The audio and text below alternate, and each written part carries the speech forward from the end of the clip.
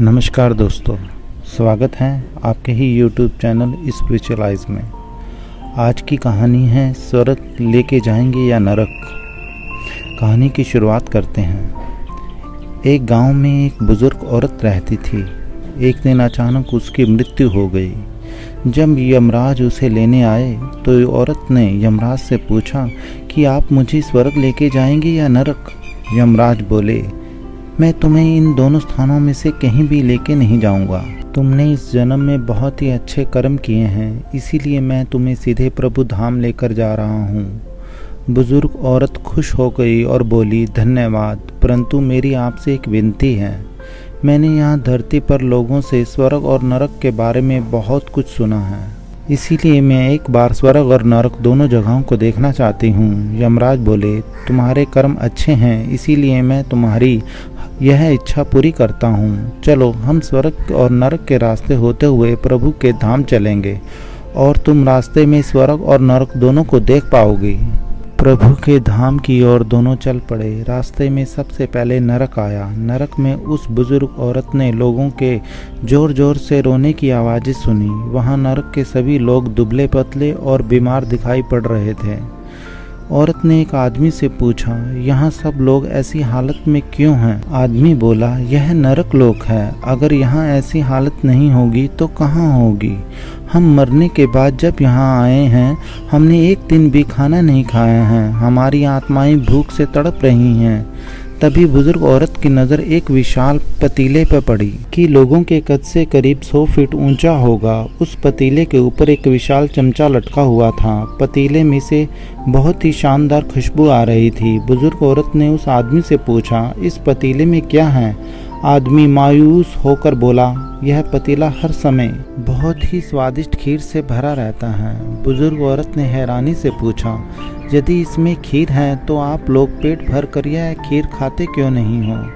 भूख से क्यों तड़प रहे हो? यह सुनकर वह आदमी रो पड़ा और कहने लगा, कैसे खाएं? यह पतीला 100 फीट ऊंचा है। हम में से कोई भी उस पतीले तक नहीं पहुंच पाता। यह सुनकर उस बुजुर्ग औरत को उन लोगों पर तरस आ गया। वह सोचने लगी कि बेचारे खीर का पतीला सामने होते हुए भी भूख से बेहाल हैं। थोड़ा आगे जाने पर उस बुजुर्ग औरत ने लोगों को तरह तरह की यातनाएं झेलते हुए देखा। उसने सोचा कि शायद ईश्वर ने इन्हें यही दंड दिया होगा। अब यमराज बुजुर्ग औरत से बोले, चलो हमें देर हो रही है। दोनों चल पड़े।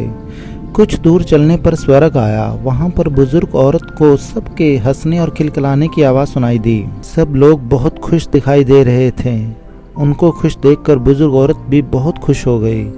पर वहाँ स्वर्ग में भी बुजुर्ग औरत की नज़र वैसे ही 100 फीट ऊंचे पतीले पर पड़ी जैसा कि नरक में था। उसके ऊपर भी वैसा ही चमचा रखा हुआ था।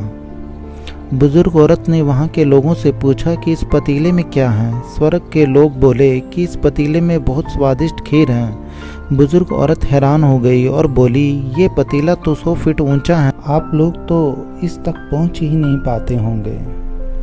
उस हिसाब से तो आप लोगों को खाना मिलता ही नहीं होगा और आप लोग भूख से बेहाल होंगे। पर मुझे तो आप सब बहुत खुश लग रहे हो, ऐसा कैसे हो सकता है? उसमें से एक व्यक्ति बोला, हम सब लोग तो इस पतीले में से पेट भर कर खीर खाते हैं। औरत बोली, पर कैसे? पतीला तो बहुत ऊंचा है। वह व्यक्ति बोला कि पतीला ऊंचा है तो क्या हो गया? यहाँ पर कितने सारे पेड़ हैं। हमने इन पेड़ों की लकड़ी ली और उसे काट कर एक विशाल सीढ़ी का निर्माण किया। उस लकड़ी की सीढ़ी के सहारे हम पतीले तक पहुँचते हैं और सब मिलकर खीर का आनंद लेते हैं। बुजुर्ग औरत यमराज की तरफ देखने लगी। यमराज मुस्कुराए और बोले, ईश्वर ने स्वर्ग और नरक मनुष्य के हाथ में सौंप रखा है। वह चाहे तो अपने लिए नरक बना ले, चाहे तो वह अपने लिए स्वर्ग बना ले। ईश्वर ने सबको समान हालातों में रखा है। उनके लिए सभी बच्चे समान हैं। वे किसी से भेदभाव नहीं करता। वहाँ नरक में भी पेड़ पौधे सब थे, पर वहाँ के लोग खुद ही आलसी हैं। उन्हें खीर हाथ में चाहिए। वह कोई कर्म नहीं करना चाहते, मेहनत नहीं करना चाहते, इसीलिए वे सभी भूख से बेहाल हैं। यही तो ईश्वर की बनाई इस दुनिया का नियम है। जो कर्म करेगा, मेहनत करेगा, उसी को मीठा फल खाने को मिलेगा। स्वर्ग के सपने छोड़ दो, नरक का डर छोड़ दो, बस आपकी वजह से किसी का दिल ना दुखे इतना सोचो, और बाकी सब कुछ कुदरत पे छोड़ दो। आपको आपके कर्मों का फल अवश्य मिलेगा। धन्यवाद।